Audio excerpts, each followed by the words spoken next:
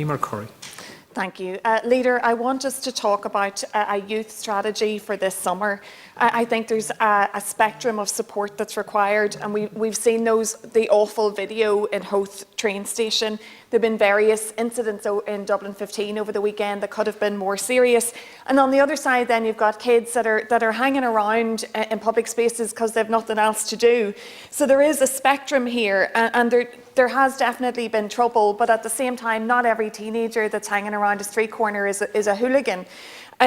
For the summer, we need a policing plan from the top down and additional resources. The local Gardaí in Blanchardstown are all over a local policing plan, but now that the ban on inter-county travel has been lifted, maybe we could refocus some of those resources into visible policing in our communities and COVID policing.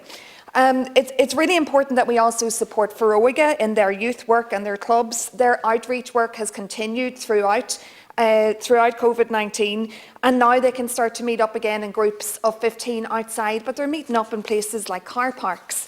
67 million is dedicated to youth services from the Department of Children this year, but it doesn't provide universal services for growing areas of need like Ongar and Luttrellstown and Carpenterstown and other areas in Dublin 15.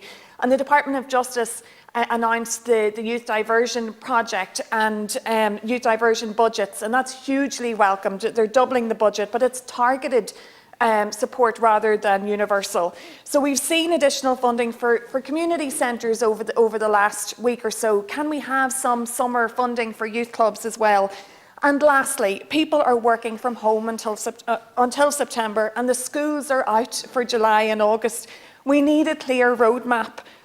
We had one for schools reopening, but I think we need one for summer camps and youth clubs. They are as essential to some parents and children over the summer. Pods of 15 and outdoor camps aren't going to accommodate everybody. So we need to prioritise a strategy for our youth and children over the summer that includes access to indoor camps and youth clubs in a controlled environment like we did with schools. Thank you.